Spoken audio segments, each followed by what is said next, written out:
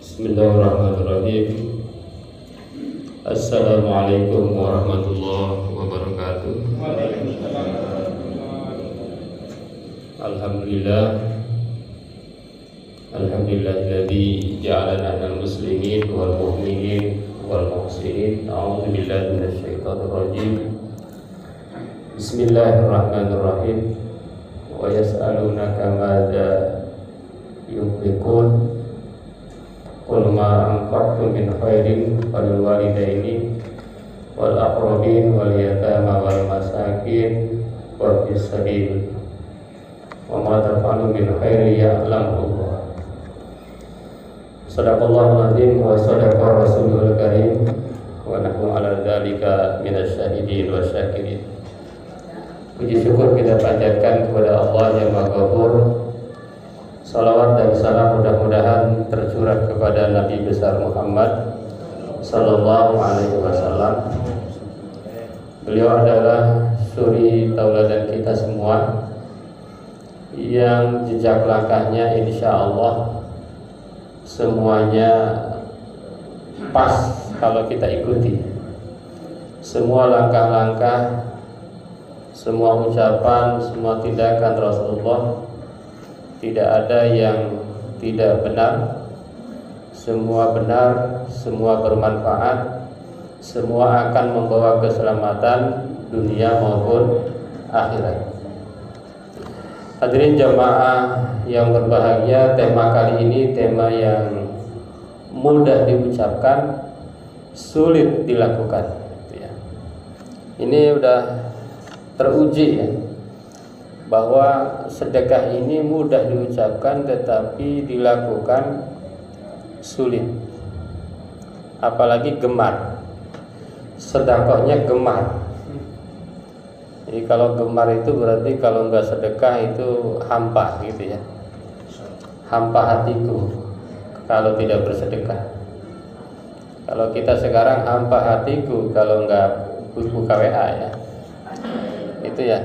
Nah, sedekah juga harus seperti itu, tetapi itu begitu sulit. Nah, itu sudah dicontohkan oleh Nabi Sallallahu Alaihi Wasallam. Jadi kalau mau mencontoh Nabi, kalau Nabi itu memang gemar sedekah. Apa buktinya bahwa Nabi Sallallahu Alaihi Wasallam itu hartanya 1.217 kg emas, bukan emas Jawa ya. Emas asli ya, emas apa? LM. Kalau di kita LM ya, logam mulia. Sekarang 1 gram berapa ibu-ibu? Ibu-ibu yang tahu tuh di Pegadaian berapa ya logam mulia sekarang? Kalau gadein lah segram itu bisa di atas 900 ya. Kalau beli bisa katanya 1,2. Artinya Nabi Sallallahu Alaihi Wasallam hartanya lebih dari 1 triliun. 1.217 bukan gram ya, kilogram.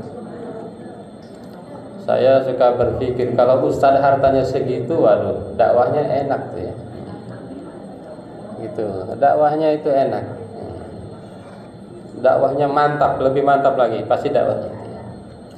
Tapi yang mencengangkan, hadirin jamaah yang berbahagia, Rasulullah itu infaknya 1.251 kilogram emas. Jadi hartanya hanya 1.217, infaknya 1.251. Tadi ada yang bertanya, saya pas ceramah, waduh, kok gedean infaknya dibanding hartanya? Maksudnya harta sisa infaknya segitu, 1.217 kilogram emas ketika hidup, meskipun nanti hartanya semuanya diserahkan untuk kepentingan agama gitu. Artinya apa? Artinya Rasulullah itu mencontohkan ya 60% lah. Jadi harta yang diinfakannya itu berapa? 60%. Kalau ibu bapak jamaah gajinya 100 juta, berarti infaknya berapa? 60. Disakuin 40. Nah, masih lumayan ya. Jadi kalau dari sisi itu, maka meskipun Rasulullah gemar sedekah, tetapi logis. Jadi jangan semuanya untuk sedekah, 60% saja. Karena umatnya ini tahulah umat ini nggak mungkin 60%, umatnya cukup berapa persen? 2,5%. Kalau di sini kayaknya 10% ya. Insya Allah. Sampai DKM bingung bagiin. Ini kebanyakan ini, ya. Kebanyakan dana sedekah, dana zakat. Hadirin jamaah yang berbahagia, ini sekali lagi gampang diucapkan tetapi sulit dilaksanakan. Apa buktinya bahwa sedekah ini sulit? Ini data-data ilmiah membuktikan dengan gamblang. Di antara rukun Islam yang 4, sholat, zakat, puasa, haji, ibadah yang paling lemah ternyata katanya zakat. Ternyata adalah zakat. Ini menurut ahli ya, para peneliti. Tahun 2023 potensi zakat Indonesia itu 327 triliun. Udah banyak ya. Hampir menutupi bunga utang Indonesia ya. Katanya utang Indonesia berapa bunganya?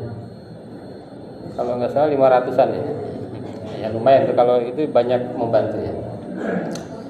327 triliun menurut laporan tahun lalu itu hanya terkumpul 17, ada yang bilang 17 triliun laporannya kalau tidak salah. 17 triliun kalau tidak salah ya. Artinya berapa persen? Baru 5%. Itu kalau hanya 2,5%. Itu pun kalau yang berinfak itu berzakat itu orang-orang mampu.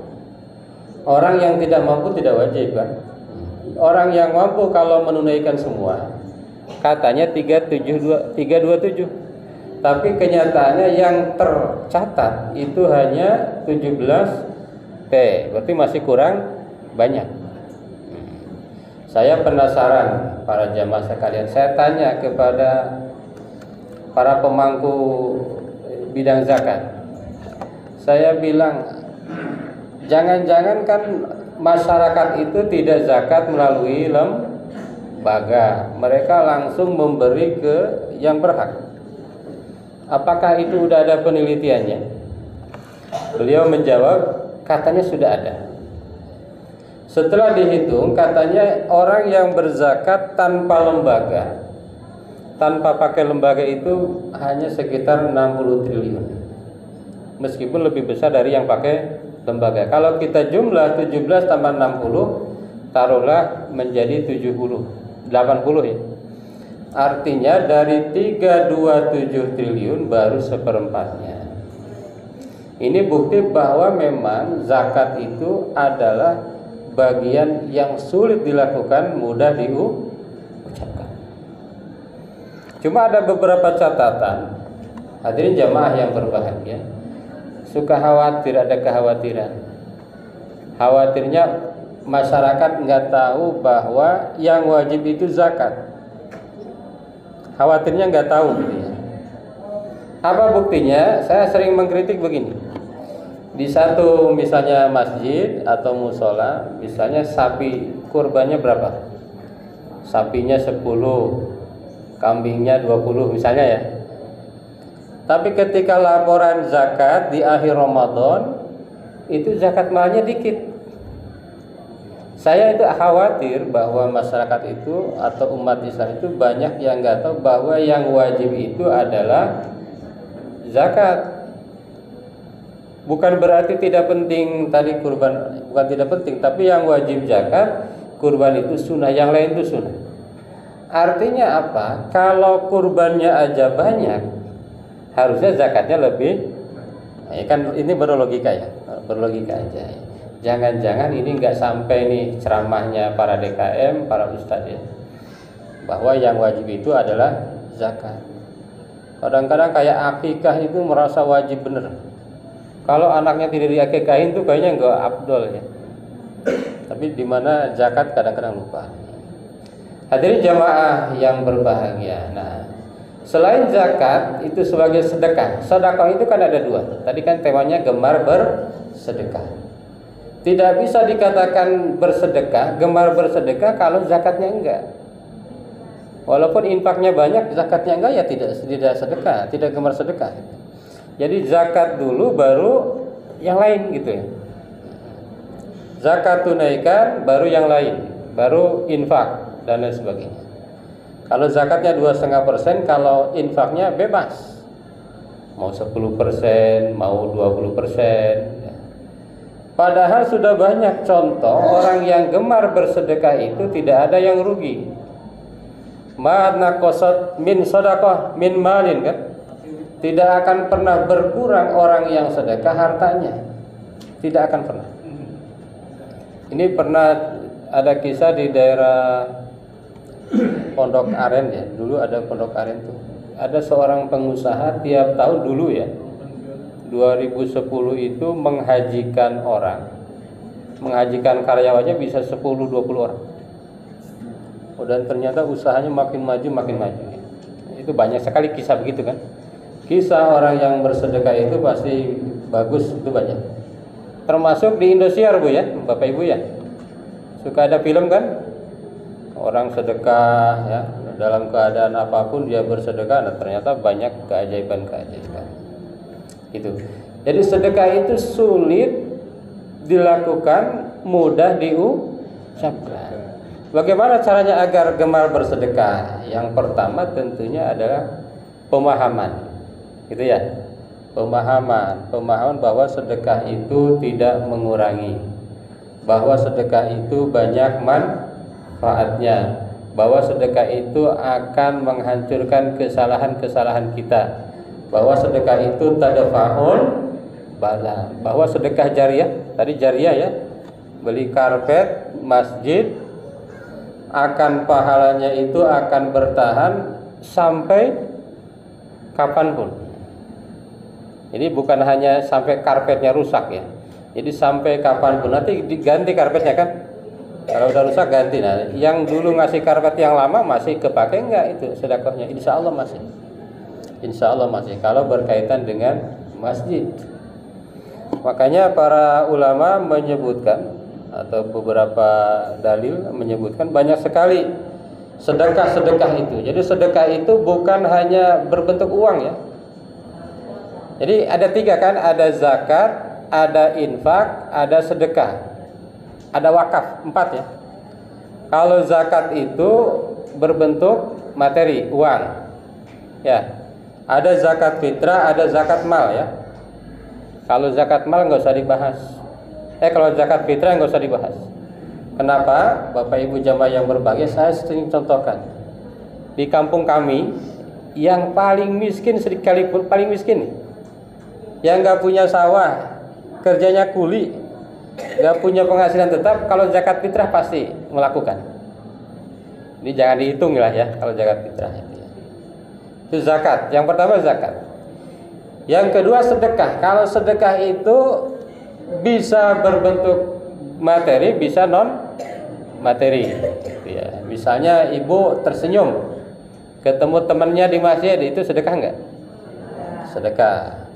Ustadz ceramah, matanya fokus ke ustadz, sedekah enggak? Sedekah. Coba kalau ustadz ceramah matanya melotot semua, serem kan? Itu juga sedekah gitu. Jadi tidak harus berbentuk materi. Aktif di masjid, jadi DKM, ngumpulin dana. Waduh, itu repot juga ngumpulin dana kan? Pekerjaan luar biasa. Nah, itu adalah sedekah. Yang ketiga ada infak. Kalau infak harus berbentuk materi, gitu ya. Nah, harus berbentuk materi, misalnya uang, misalnya beras, misalnya takjil. Nah, itu namanya infak. Ada yang keempat namanya tadi apa? Wakaf. Wakaf itu menginfakkan sesuatu, tetapi sesuatunya itu tidak boleh dirubah-rubah. Misalnya wakaf apa? Tanah. Nah, ini kan ini yang paling awet itu tanah ya. Wah. Itu kalau ada yang lelang tanah untuk masjid segera tuh. Wah, itu paling awet tuh. dijamin sampai hari kiamat ya, sampai hari kiamat tuh kalau tanah. Tapi ada juga yang terbaru namanya wakaf uang. Pernah dengar nggak? Wakaf uang. Nah, wakaf uang ini mewakafkan misalnya 100 juta, kemudian misalnya yang menerima wakaf masjid, ini yang 100 juta ini nggak boleh dirubah-rubah. Dia hanya mendapatkan manfaat dari itu. Nanti adapun wakafnya berjenjang berwaktu apa enggak terserah. Kalau akarnya saya mewakafkan 100 juta 5 tahun, nanti diambil lagi, katanya boleh. Menurut ahli begitu. 100 juta untuk misalnya bisnis yang dilakukan oleh masjid, 5 tahun kemudian diambil lagi. Jadi manfaatnya hanya untuk bisnis. Atau tidak diambil lagi, biarkan saja wakaf 100 juta sampai kapanpun, tetapi yang 100 itu tidak boleh dipakai. Jadi yang dipakai adalah manfaatnya. Jadi itu banyak sekali sedekah-sedekah itu ya. Itu bagian dari sedekah ya. Cuma ada sedekah tadi, ada sedekah yang wajib, ada yang sunnah. Lalu ada sedekah jariyah, ada sedekah tidak jariyah. Yang paling awet tadi yang jariyah. Sedekahun jariyatun. Jariyah itu artinya apa? Sedekah yang terus mengalir sampai kapanpun pahalanya. Kalau yang tidak jariyah, sedekah yang tidak mengalir. Ada juga istilah lain sedekah produktif, sedekah konsumtif. Yang produktif itu misalnya tadi, nih, Pak Haji tadi melaporkan marbot yang kebetulan mahasiswa. Itu produktif. Karena kalau marbotnya mahasiswa itu nggak akan selamanya kan. Setelah lulus pasti dia akan selesai, akan terus mengembangkan karirnya. Nanti ada lagi mahasiswa baru kan. Itu produktif. Beda dengan hanya sekali pakai, sekali habis ya. Itu namanya sedekah konsumtif. Itu gemar bersedekah ini sekali lagi mudah diucapkan tetapi sulit dilakukan. Bagaimana caranya agar gemar? Ya kita harus berlatih. Pertama berlatih, kedua pemahamannya ditingkatkan, ketiga imannya ditebalkan. Karena sedekah itu ibarat bukti dari iman. Sedekah itu ibaratnya lampu dari listrik, ya kan? Iman itu kan listrik, kan nggak kelihatan, gitu ya. Ini kabel ini ada listriknya apa enggak? Nggak kelihatan ya. Nanti terpancarnya dia sholatnya terang nggak? Zakatnya terang nggak? Sedekahnya terang nggak?